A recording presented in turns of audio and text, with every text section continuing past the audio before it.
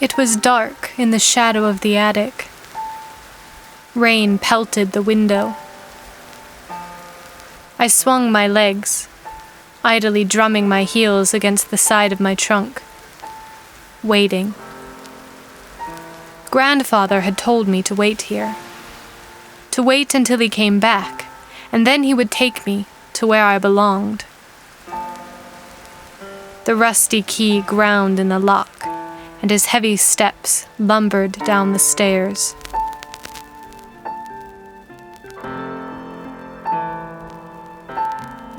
Then yelling had come, muffled, from outside.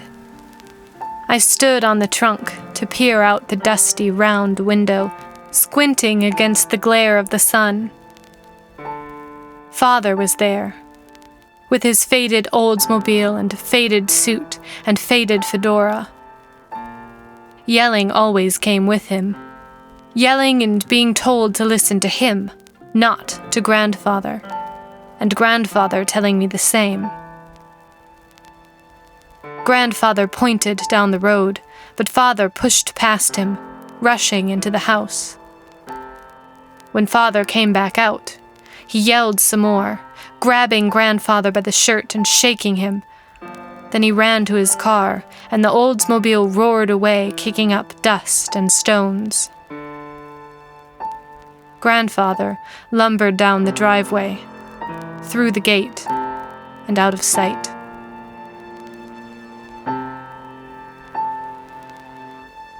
Now I stood on the trunk again and looked out, wiping at the fog on the glass with my palm.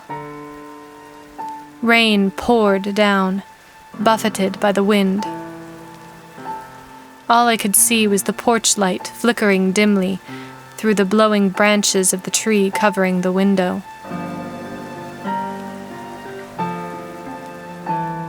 Grandfather was back and digging by the porch, the back of his shirt dark with sweat from the sun.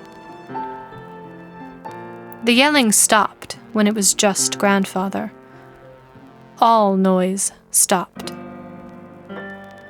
His dear, sweet Emma was gone, and there was only silence and the ticking of the clock on the mantel.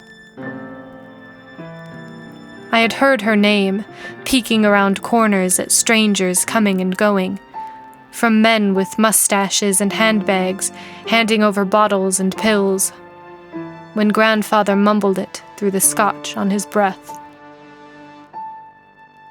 Father had tried to take me away from the silence, but he only had a faded Oldsmobile and a faded suit and a faded fedora.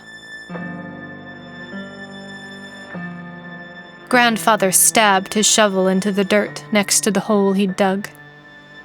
He'd brought back a little tree, and it sat next to the shovel and the hole. He lumbered to the porch, through the door, and the walls of the house trembled when it shut. I jumped off the trunk and walked across the attic, the floor creaking under my feet. The lock on the door was heavy, dark metal, the frame solid wood.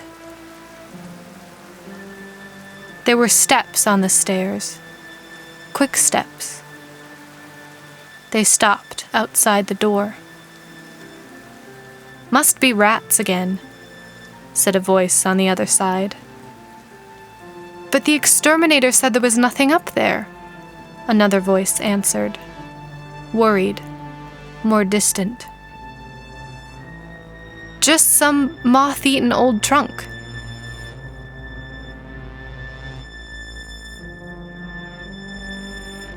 The floor groaned, footsteps and voices retreating. Music switched on somewhere below with a strange snap, not the scratch of a phonograph needle. I went back to the trunk, to drumming my heels, in the dim light of the rain-flecked window. I waited.